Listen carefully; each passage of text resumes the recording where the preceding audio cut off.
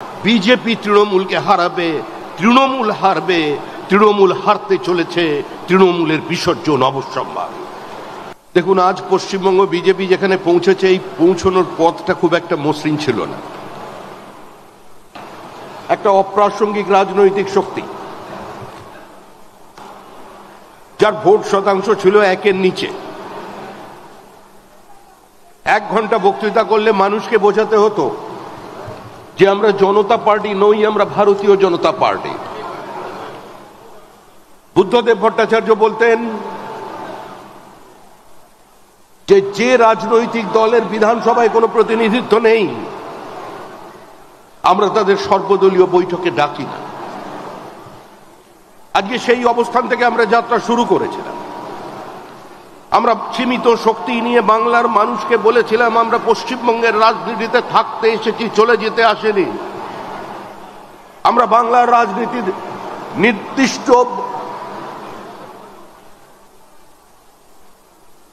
একটা গতিপথে পৌঁছে দেবার জন্য আজকে রাজনীতির ময়দানে এসেছে। অনেক লাঞ্ছনা, অনেক উপেক্ষার মধ্যে দিয়ে বিজেপি চলেছে পশ্চিমবঙ্গে। আরশোলা আবার পাখি, বিজেপি আবার পার্টি। ইন্দিরা গান্ধীর মৃত্যুর পর 242টা আসনে প্রতিদ্বন্দ্বিতা করে আমরা মাত্র 2টো আসনে জয়লাভ করেছিলাম। সেদিন অনেকে বলেছিলেন অটল বিহারী বাজপেয়ী রাজনীতি থেকে সন্ন্যাস নেবেন, লালকৃষ্ণ আদবানি আবার কলম লিখবেন, বিজয়রাজে সিন্ধিয়া ধর্মকর্মে মন দেবেন। কিন্তু সেদিন অটল বিহারী বাজপেয়ী দাঁড়িয়ে বলেছিলেন যে একটু অপেক্ষা করুন, যাকে আপনারা মিস্টার প্রেস বলে, ক্লিন বলে সামনে নিয়ে এসেছেন, তিনি মিস্টার ক্লাউন হয়ে ভারতবর্ষের মানুষের সামনে দাঁড়িয়ে পড়বেন। কোনো আত্মসমর্পণ নয়, মতাদর্শের সঙ্গে সমঝোতা নয়, কারোর আঁচল ধরে রাজনীতিতে ঢোকা নয়, নিজের শক্তি নিয়ে ভারতবর্ষের মানুষের কথা, ভারতবর্ষের মানুষের ব্যথা, ভারতবর্ষের মাটির আদর্শ নিয়ে আজকে আমরা 2 থেকে 303-এ পৌঁছেছি। যে পশ্চিমবঙ্গে একদিন বিজেপি ছিল অপান্তেয় শক্তি, পোলারাইজেশন পলিটিক্সে আমরা প্রান্তিক ছিলাম, আজকে সেই পশ্চিমবঙ্গ বিজেপিকে পশ্চিমবঙ্গের মানুষ একটা নতুন বাইনারিতে একটা মেরুর জায়গা করে দিয়েছে।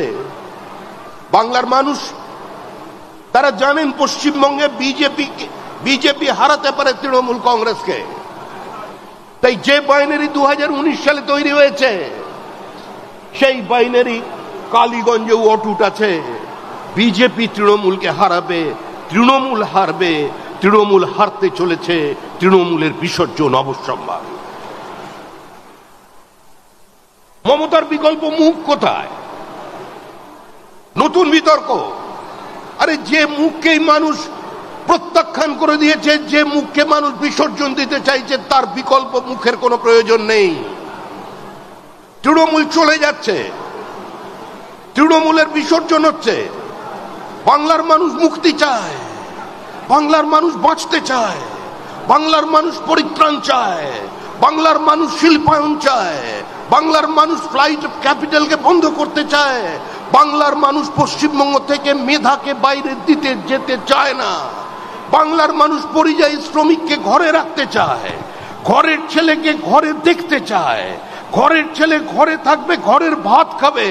আজকে গোটা বাংলার মানুষ তার দিকে তাকিয়ে আছেন। একটা অদ্ভুত পরিস্থিতি তৈরি করে দিয়েছে গোটা পশ্চিমবঙ্গের। গোটা পশ্চিমবঙ্গকে খোলা বাজার বানিয়ে দিয়েছেন মমতা বন্দ্যোপাধ্যায়। প্রতারিত হয়েছে মেধা, 40,000 চাকরিকে বিক্রি করে দেওয়া হয়েছে। 17,000 ছেলে মেয়ে তাদের অনিশ্চিত ভবিষ্যৎ নিয়ে রাস্তায় বসে আছেন। আমাদের বিরোধী দলনেতা, আমাদের রাজ্য প্রাক্তন সভাপতি সুকান্ত মজুমদার বারবার সেখানে গেছেন। আমরা আপনাদের সঙ্গে আছি। পশ্চিমবঙ্গে ভবিষ্যতে কোনো মেধা প্রতারিত হবে না।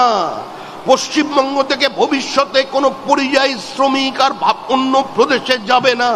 সেই পরিস্থিতি তৈরি করবার জন্য আজকে বিজেপি বদ্ধপরিকর। ব্রিটিশ ইন্ডিয়ার আগে আমাদের কন্ট্রিবিউশন ছিল সমস্ত বাণিজ্যে এবং শিল্প উৎপাদনে 40%।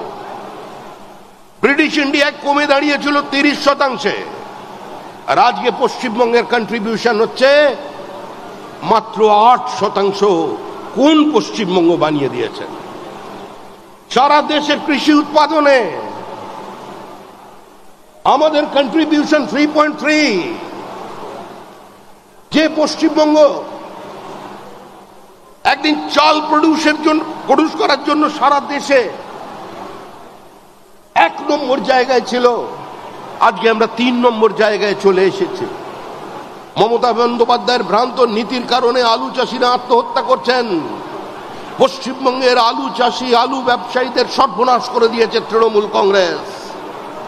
পশ্চিমবঙ্গের কৃষকের এই আত্মহত্যার জন্য কোনো আন্দোলন কেউ তৈরি করতে পারেনি বামপন্থীরা, যারা দিনের পর দিন কৃষক সভার গল্প শুনিয়েছিলেন, যারা মানুষকে আরো দরিদ্র বানিয়ে রেখে বড় লোকের বিরুদ্ধে গরিবের লড়াইকে জোরদারের কথা বলেছিলেন। সেই কৃষক সভার কোনো দেখা মেলেনি কোনো প্রান্তিক কৃষকের পাশে, আত্মহত্যা করা কোনো কৃষকের পরিবারের কাছে। আরো ভালো ভালো খবর দেখতে সাবস্ক্রাইব করুন বাংলা হান্টের ইউটিউব চ্যানেল। বাংলা হান্টের আরো খবর দেখতে নজর রাখুন। বাংলা খবর মানেই বাংলা হান্ট।